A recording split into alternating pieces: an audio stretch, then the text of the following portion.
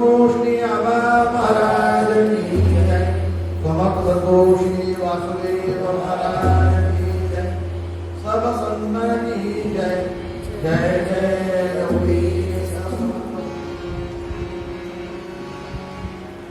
प्रसंग असा, जवळजवळ 1480 सालाची घटना. काय अवस्था आहे? 1480 साल दुष्काळ पडला. 1480 साल दुष्काळ पडला. धान्याचा तारा उरला. धान्याचा भाव तारा उरला. मानसे वापरे भरला. भरला मानसे वापरे भरला.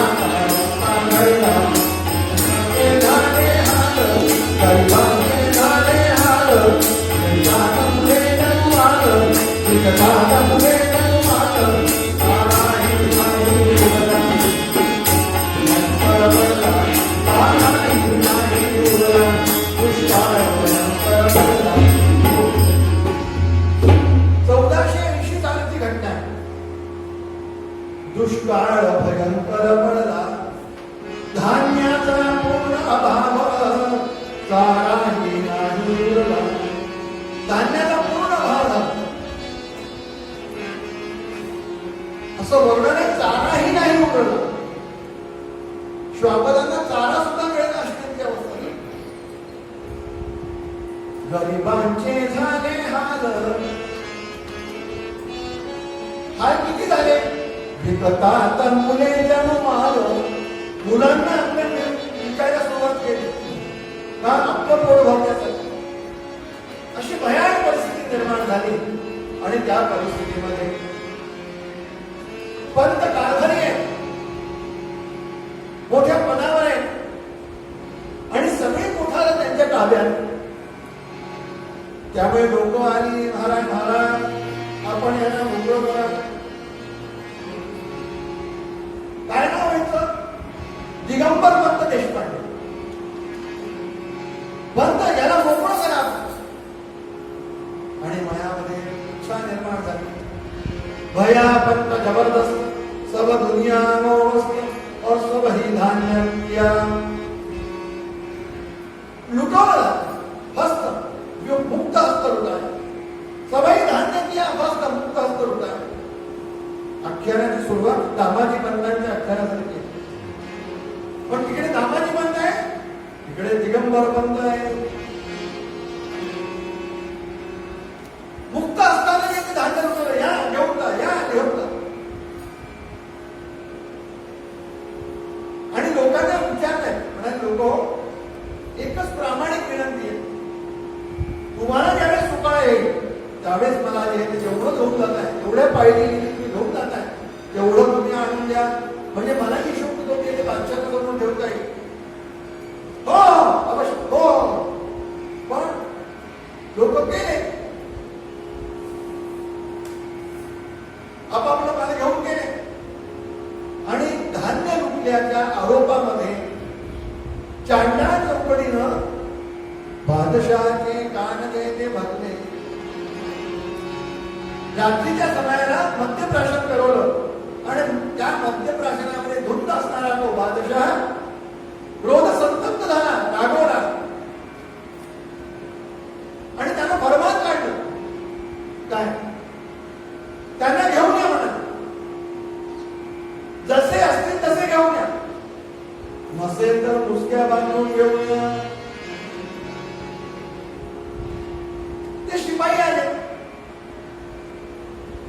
आपण परवा दामाजी पंतांचं चरित्र सांगितलंय म्हणून धाव कसा सगळी इथपर्यंत सगळी पद्धत तीच, धाटी तीच. शिपाई आले, सांगितलं, निवेदन केलं. पंत का? पंतांच्याच खालचे लोक, पंतांच्या हाताखाली सगळे नोकर मंडळी. सांगितलं महाराज आमचा नाईलाज. खाली त्यांचे कान कोणतरी भरले. त्याचा परिणाम असा झाला की आपण म्हणजे खास मॉर्निंगचे पण रातोरात त्यांची बुद्धी फिरली. आणि त्यांनी सांगितलंय आपल्याला घेऊन या लोकांनी घ्यायला. पंत म्हणाले काही हरकत नाही. पत्नी मात्र घाबरल्या, डोळ्यात अश्रुधारा वगैरे होऊ लागल्या. नाथ, किती कठीण प्रसंग आलाय आपल्यावर. काळजी करू नको. आपण भगवंताला सर्व ठिकाणी व्यापून बघूनच सगळ्यांना वाटलंय. नवे नवे लोकांना ना वाटतं हा भगवंत सर्व ठिकाणी व्याप्त आहे.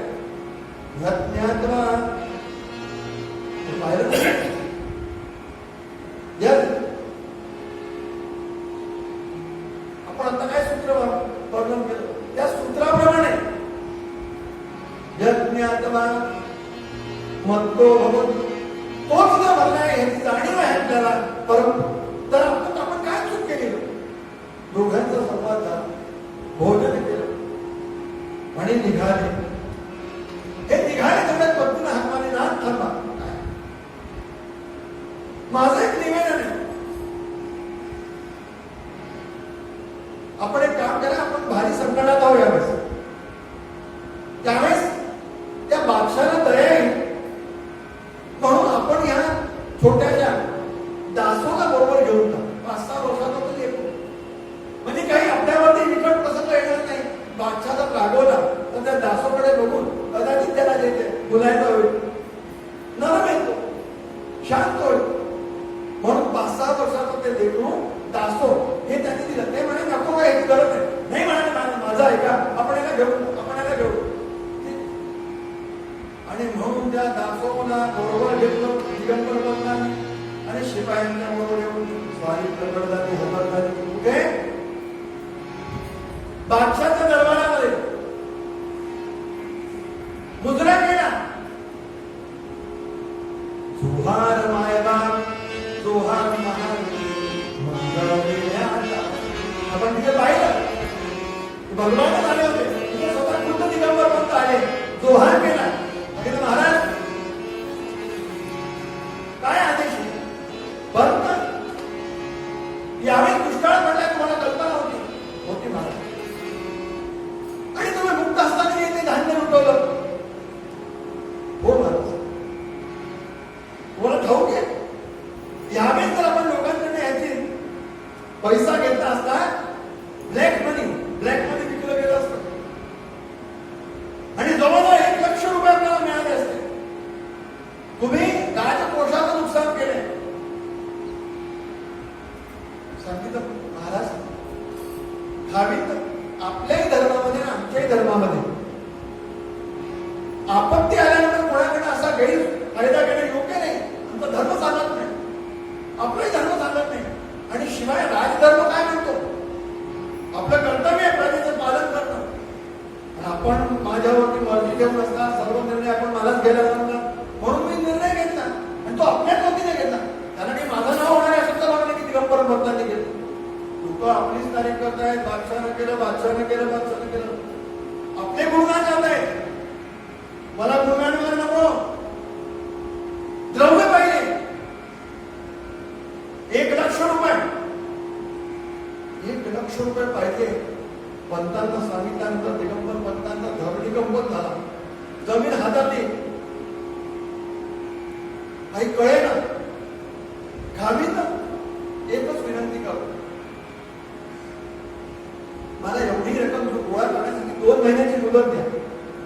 मी प्रामाणिकपणे प्रयत्न करतो आपले पैसे भरून देण्यासाठी, पण मला 2 महिन्याची मुदत पाहिजे. ठीक आहे, देतो. नंतर आपल्याला जे वाटेल ते आपण करा, पण आता मला जाऊ द्या. मी व्यवस्था करण्याचा प्रयत्न करतो, लोकांना विनंती करतो. आणि पंतांना एक आत्मविश्वास होता म्हणून पंतांनी शब्द दिला 2 महिन्याची मुदत. ठीक आहे. आणि पंत त्या दरबारात फिरले टाळण्यासाठी दासोला धरलं, पुन्हा मुद्रा केला आणि निघाले. बादशाहाला थांबा. काय येथे पोलीस पंत ठेवा, पुत्र येथे पोलीस पंत ठेवा.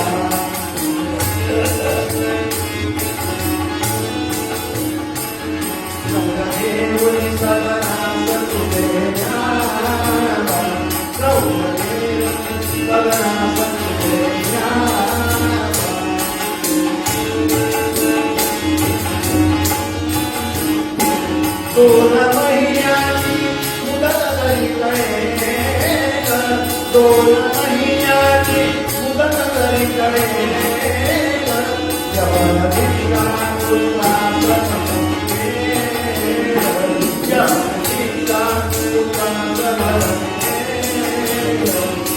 वैद्य कोणीच पंथेल, वैद्य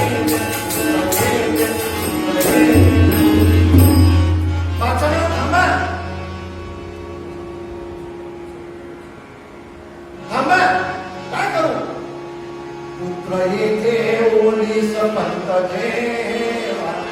ओलीस म्हणजे जामीन म्हणून या लोकांना दिले. आपल्या इथे काय म्हणतो आपण? जामीन म्हणतो.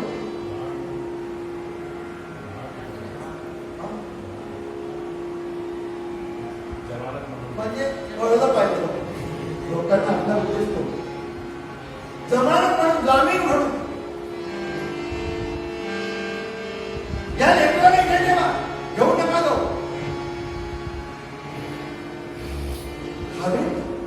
हो, आणि 2 महिन्याची जर मुदत टळेल तर लक्षात ठेवा, याला यवन दीक्षा देऊन पाठवून याला यवन करेन म्हणा. जमीन असू दिगंबर आहे गाडीत आपण काय म्हणताय?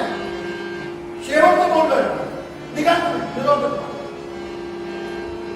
या 5-6 वर्षाच्या लेकराला घेतलं आणि बंदी शाळेत टाकलं, खाण्यात टाकलं. पंत घरी आले, जड अंतकरणाने पावलं टाकत टाकत पंतांची स्वारी घरी आली.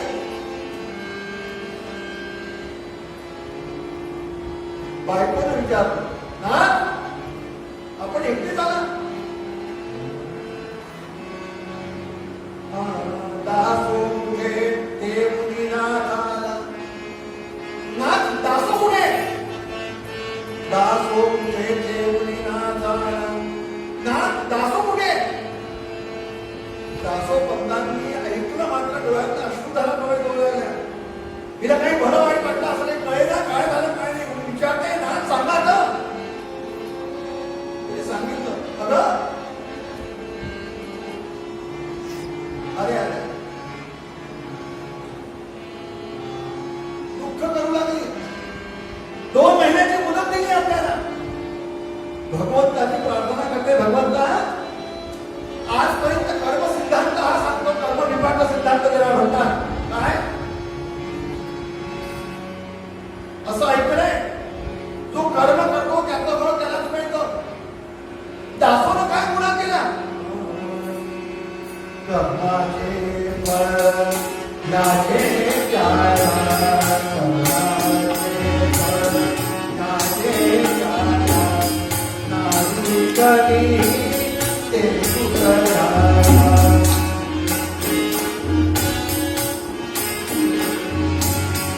कर्माचे फळ याचे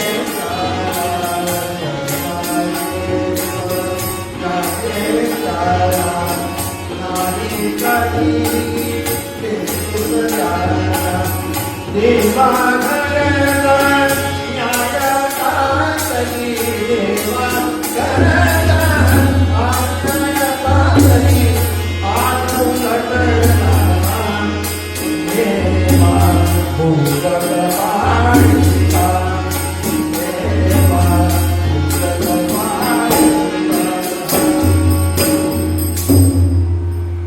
कर्माचा सिद्धांत असं सांगतो की जो कर्म करतो त्याला ते भोगावं लागतं. मग आज कर्म आमच्या हातून घडलं, त्याचं फळ दासोनं का भोगावं देवा? म्हणून ती भगवंताला प्रश्न करतो. आणि पंतांना विश्वास होता काय? लोकांच्या आपण संकट समय मदतीला आलो, त्यामुळे लोक आपल्याला मदत करतील म्हणून पंतांनी लोकांना निरोप पाठवले. ज्यांना ज्यांना दिलं होतं त्या काय दिवस चांगले आले, वेळ बदललाय, खरोखर दिवस चांगले आले.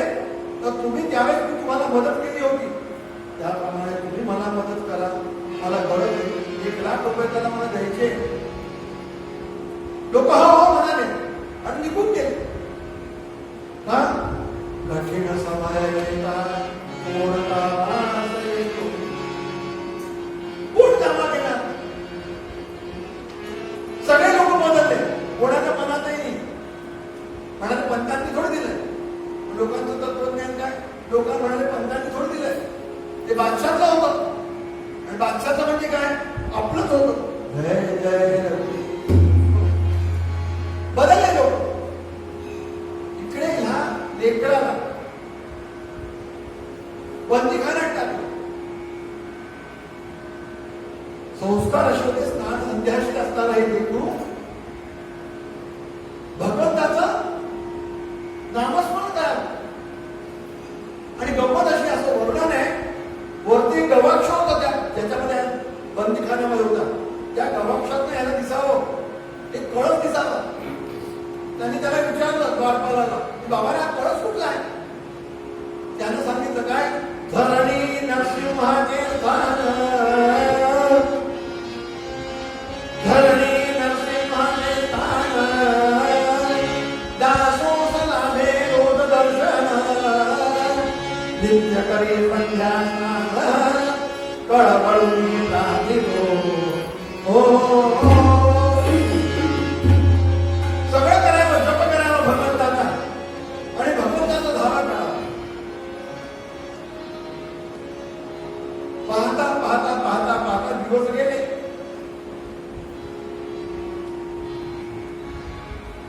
दोन महिने येऊन ठेपले. समाप्तीची वेळ आली. आई वडील मात्र जे भगवंताचा धावा करताय, तेव्हा प्रार्थना करताय, काही उपयोग. आपल्या परीनं भगवंताचा धावा चाललाय, प्रार्थना कधी देवा काहीतरी तूच मार्ग काढ, देवा तूच मार्ग काढ, आमच्या हातात नाही. हात वर केले. इकडे ह्या लेकराने सुद्धा भगवंताचा धावा करायला सुरुवात केली. निज रूप दाखवा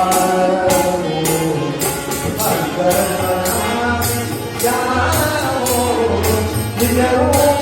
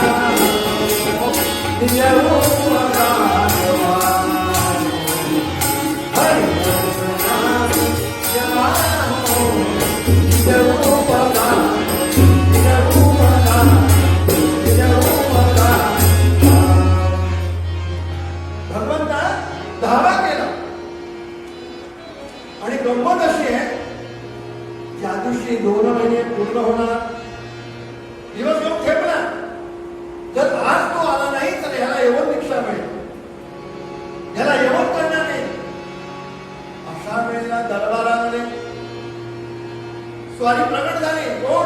अनंत कोटी ब्रह्मांड नायक त्रैलोक श्रीमंत भगवान. कोण आहे?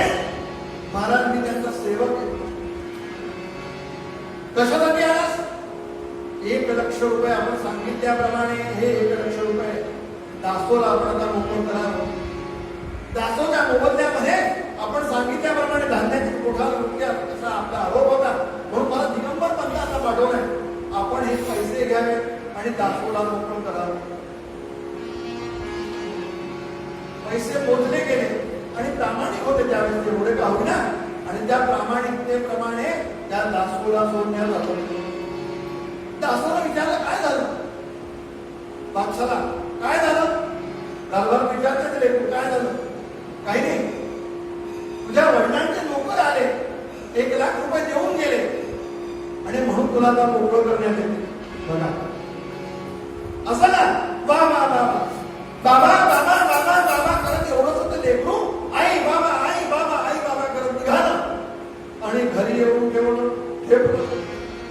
आई बाबा भगवंताचा धावा करतात, तेव्हा तुझं वर्णन आहे, दिनाचा दयाळू मनाचा स्नेहाळू बाळू तेव्हा आज जर नाही आला तर नेहमीसाठी आम्ही दासोला नको म्हणाले. देवा आम्हाला सापडणार नाही, त्याला यवपेक्षा मिळणार. देवा आता तू काहीतरी मार्ग का, प्रामाणिकपणे तुझी सेवा केली असेल तर आता येतो बघित दे, मला प्राप्ती दे. आणि तेवढ्यामध्ये हे लेकरू आलं, आई बाबा आई बाबा आई बाबा. काय विचारलं, घरगा घरात आशीर्वाद झाला प्रमाणे दासो दासो दासो म्हणून घेतलं उचललं. आई त्याचं सुमत घेते, कडेवर घेते. दासो कसा आला, दासो कसा आला. दासोनं विचारलं, आई बाबा तुम्हीच तर त्यांना पाठवलं ना, तुमच्याकडे नोकर होता म्हणे आणि तोच तू येऊन पैसे देऊन गेले. 1,00,000 रुपये दरबारात. काय 1,00,000 रुपये मी पाठवले. अरे बाळा, ज्यांच्याकडे हात पसरले सगळे कोणी लक्ष दिलं नाही, सगळे बदलले. 1,00,000 रुपये का 1,000 रुपये सुद्धा गोळा होणं अवघड झालं म्हणाले. आणि म्हणून आम्ही तर सोडलं, पाणी सोडलं, त्याचा आपला दासो केला. म्हणून काय दासो काय हो बाबा, आई तुम्ही नाही सुख पाठवलं. अरे बाबा आम्ही काहीच करू शकलो नाही, आमची इच्छा असताना सुद्धा आम्ही काही करू शकलो नाही. काय तुम्ही काही करू शकला नाही. दासो पंतांनी आईचा हात चिटकारला, बाबांचा हात चिटकारला. जे जन्मरात्री आई बाप तर आपलं काहीच करू शकलो नाही. मग तो अनंत मोठी ब्रह्मांड नाही श्रीमंत ज्याचा धावा केला तो खरा आपला बाप आहे, खरा आई आहे, त्यानं आपलं रक्षण केलं. मग आता ह्या आई बापांच्या मागे लागण्यासाठी काय, त्या खऱ्या आई बापाला आपण आपलं सर्वस्व वेचून ज्यानं आपल्याला आयुष्य दिलं. मला गंमत सांगतो, ते लेकरू 5-6 वर्षाचं ते असं वळलं आई बापांना सोडून आणि त्यानं घराचा त्याग केला. जय जय. आणि काय झालं, दासो दिगंबर पंत देशपांडे दासो पंत म्हणून फार मोठे संत झाले. आंबेजोगाईला त्याचं स्थान आहे. 1,00,000 पोळ्याची चोकडी केली, मोठं साहित्य निर्माण केलं. आणि काय अधिकार दासो पंतांचा, मला गंमत सांगतो. दासो पंतांचा अधिकार असा होता की भगवान दत्तात्रय त्यांच्याबरोबर नित्य सारीपाठ खेळत असत. अवधूत चिंतन श्री भगवान दत्तात्रय नित्य त्यांच्याबरोबर सारीपाठ खेळत होता, असा त्यांचा अधिकार. असे दासो दिगंबर पंत देशपांडे झाले. कशाच्या योगाने झाले, एवढंच लेकरू त्याने काय केलं, त्याच्यामध्ये होतं का तिथे, तो बंदीखान्यामध्ये होता. काही साधन नाही, काही अडचण मिळाली, काही व्यवस्था नाही, त्यामुळे काही अर्पण करू शकतो, काही वस्तू देऊ शकतो, काही नाही. फक्त एकच होतं त्याच्याजवळ, शुद्ध मन होतं. ते मन त्यानं प्रामाणिकपणे भगवंताला अर्पण केलं. त्याचा परिणाम काय झाला, देव त्याचा पाठीराखा झाला. तुमच्या आमच्या जीवनामध्ये ती सुवर्ण संधी आली असं जर वाटत असेल तर काय करा,